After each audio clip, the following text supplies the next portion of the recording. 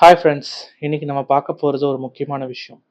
நம்மளோட நீண்ட தொலைஞ்ச கலாச்சாரம், நம்மளோட பிளட் ரூட், நம்மளோட ஆணிவேர் எங்கிருந்து வந்துச்சுன்னு ஒரு சின்ன அலசல்.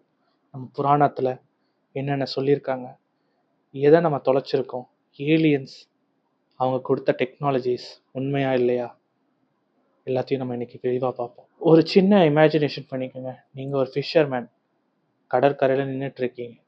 1900 அந்த டைம்லைனில் உங்களுக்கு திடீர்னு கடல்ல இருந்து அலைகள் சத்தமாக அடிக்குது. நீங்கள் பார்க்குறது உங்கள் கண்ணாலே நம்ப முடியல. ஒரு பெரிய கோபுரம் அலைகள்லாம் அடிக்கும்போது உங்களுக்கு தூரமாக ஒரு பெரிய கோபுரம் நல்லா பளிச்சுன்னு லைட்டோட தெரியுது. அது என்னன்னு நிறைய பேருக்கு புரியலை. நீங்கள் இமேஜின் பண்ணிங்க, நீங்கள் தான் அந்த ஃபிஷர்மேன். உங்களோட ஆச்சரியத்துக்கு அளவே இல்லாமல் இருக்கும். 2002 நம்ம இந்தியன் நேவி டைவர்ஸ் அங்கே டைவ் பண்ணி கண்டுபிடிச்சிருக்காங்க. அண்டர் கிரவுண்டில் 7 கோயில்கள் இருந்திருக்கு. அவங்க இந்த ஃபிஷர்மேன்ஸ் பார்த்தது கோயில் கோபுரங்கள். அது மகாபலிபுரம் பக்கத்துல. இப்படி டெம்பிள்ஸ் எல்லாம் கடலுக்குள்ள மூழ்கி இருந்தா இன்னும் எத்தனை நகரங்கள் கடலுக்குள்ள கீழே மூழ்கி இருக்குன்னு யோசிச்சு பாருங்களேன். நம்மளோட ரூட்ஸான குமரிகண்டத்துக்கு போவோம். சங்க இலக்கியங்கள்ல என்ன சொல்றாங்கன்னா, குமரிகண்டம் ஒரு பெரிய கான்டினென்ட், 700 நாடுகள், பல ஆயிரக்கணக்கான நகரங்கள், கல்வி, அறிவியல், அட்வான்ஸா டெக்னாலஜி உடைய சொசைட்டியா இருந்திருக்கு. அங்க முப்பெரும் சங்கமம் நடந்திருக்குங்கிறதுக்கான குறிப்பு நம்ம இலக்கியங்கள்ல இருக்கு. போயட்ஸ், சயின்டிஸ்ட், கிங்ஸ் இவங்க எல்லாம் ஒன்று கூடி ஸ்பேஸ், ஓஷன், ஸ்டார்ஸ் பற்றி பேசியிருக்காங்க. அதை பற்றி குறிப்பும் எழுதியிருக்காங்க. அட்லாண்டிஸ் பற்றி உலகம் ஃபுல்லாக பேசுகிறாங்க. ஆனால் அட்லாண்டிஸ் கதை மட்டும்தான். நம்ம குமரிகண்டத்துக்கு வரலாறு இருக்குது, உண்மை இருக்குது, பதிவு இருக்குது. எக்ஸாம்பிளாக சொல்லணும்னா இமேஜின் பண்ணிக்கோங்க. ஒரு 1000 வருடங்களுக்கு முன்னாடி குமரிகண்டம்ல ஒரு பெரிய யூனிவர்சிட்டி இருக்கு. அங்க ஒரே நேரத்துல 500 ஆயிரக்கணக்கான போயட்ஸ் அவங்களோட போயமை எழுதி ப்ரெசென்ட் பண்றாங்க. அஸ்ட்ரானமி மேப்ஸ் எல்லாம் சுவர்ல வரைஞ்சிருக்காங்க. இன்னைக்கும் அவங்களால பல கோவில்கள்ல பார்க்க முடியும். ஸ்டார்ஸ் அலைன்மெண்ட் எல்லாமே.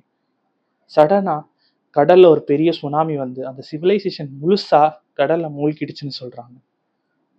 அந்த பாம் லீவ்ஸ்ல எழுதின, உளச்சொடிகள்ல எழுதின குறிப்புகள், அந்த மேப்ஸ், அந்த ஸ்டார் மேப்ஸ் இன்னைக்கும் நம்மளுக்கு கிடைக்கல. ஆனால் க்ளூஸ் சங்க இலக்கியத்தில் இன்னும் இருக்கு. அட்லாண்டிஸ் உலகத்துக்கு ஒரு கதை தான், ஆனால் குமரிகண்டம் நமக்கு உண்மையான வரலாறு. சங்கம் டெக்ஸ்ட்ல விமானங்களை பற்றி சொல்லியிருக்காங்க. நானே உங்ககிட்ட நிறைய டைம் சொல்லியிருக்கேன். அது ஜஸ்ட் ஃப்ளையிங் மிஷின்ஸ் பற்றி தான். பறக்கும் விமானங்கள் இருந்துச்சு. அதை பற்றி மக்களுக்கு எப்படி தெரிய வந்துச்சு. இமேஜின் பண்ணிக்கோங்க. ஒரு குமரிகண்டம்ல நைட் ஸ்கைல சடனா ஒரு ஃபயரி ஆப்ஜெக்ட்ஸ் மேலே வானத்துலேருந்து விழுற மாதிரி இல்லை வர மாதிரி நீங்கள் யோசிச்சுக்கோங்க. நம்ம சங்க லிட்ரேச்சரில் தேவர்கள் வானத்திலிருந்து பூமிக்கு வராங்க அப்படிங்கிற, விமானத்தில் வராங்க, விமானாஸ்திரம் யூஸ் பண்ணி தேவர்கள் பூமிக்கு வராங்க அப்படிங்கிற மாதிரி குறிப்புகள் இருக்கு. அது எப்படி இருந்துச்சுன்னா, ஒரு நெருப்பு பந்து மேலேருந்து கீழே வர மாதிரி அவங்க வந்து இறங்குறாங்க. Today we call it UFO, unidentified flying object. நிறைய நம்ம பார்த்துருக்கோம், நிறைய நம்ம கேள்விப்படுறோம். இதுக்கெல்லாம் கனெக்ஷன்ஸ் இருக்கா? கம்பேர் பண்ணி பாருங்களேன். சங்கம் லிட்ரேச்சரில் சொல்கிற விமானாஸும் நாசா ராக்கெட்ஸும். விமானாஸில் ஃபயர் பவர் சேரியட்ஸ்ன்னு சொல்கிறாங்க, நாசாவில் ராக்கெட் வித் ஃபயர் ப்ரொபல்ஷன் சொல்கிறாங்க. இதெல்லாம் கோயின்சிடன்ஸா இல்லை நாலேஜ் ட்ரான்ஸ்ஃபரா? இன்னொரு எக்ஸாம்பிள், ஒரு குளோபல் லெவலில் திங்க் பண்ணுவோமே. சுமேரியன் டேப்லெட்ஸில் அனுநாக்கி கடவுள்கள் அப்படின்னு மென்ஷன் பண்ணியிருக்காங்க. அவங்க யார்? ஹியூமன்ஸுக்கு எப்படி மைண்ட் பண்ணணும், ஆஸ்ட்ரானமி, நம்மளோட டிஎன்ஏவே அவங்க ஆல்டர் பண்ணியிருக்காங்க அப்படிங்கிறதுக்கான குறிப்புகள் இருக்குது. தமிழ் சங்கம்ல தேவர்கள் வானத்திலேருந்து இங்கே வந்து மனிதர்களுக்கு விமானாஸ் எப்படி உருவாக்கணும்னு சொல்லி கொடுத்தாங்கிறதுக்கான குறிப்புகள் இருக்குது. 2 வெவ்வேறு கான்டினென்ட், சேம் ஸ்டோரிஸ். இந்த சிமிலாரிட்டிஸ் கோயின்சிடன்ஸா இல்லை ஏலியன்ஸ் நம்ம பூமியில் வாழ்ந்ததுக்கான ப்ரூஃபா? இன்னொரு அட்வான்ஸ் டெக்னாலஜிஸ் ப்ரூஃப் பார்த்தீங்கன்னா, குமரிகாண்டமில் கோயிலில் விண்மீன் அலைன்மெண்ட் காட்டியிருக்காங்க. இன்ஜினியரிங்கில் தஞ்சாவூர் டெம்பிள் எல்லாருக்கும் தெரியும். தஞ்சாவூர் கோபுரத்தோட நிழல் வந்து கீழே படாது.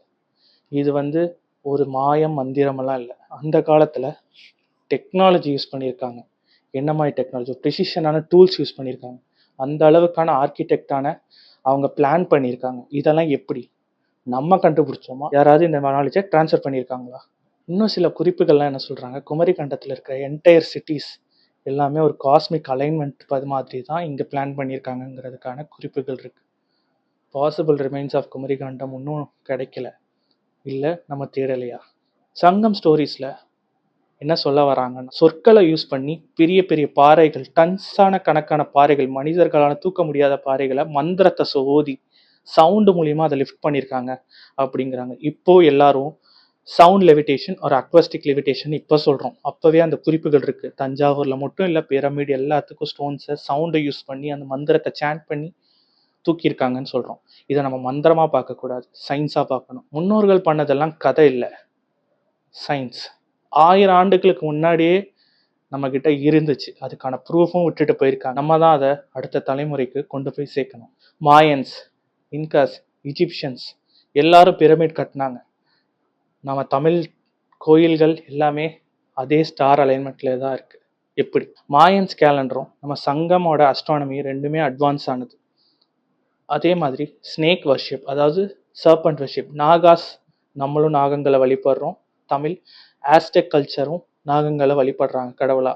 ரெண்டுலேயுமே நாகத்தை வழிபடுறது இருக்கு.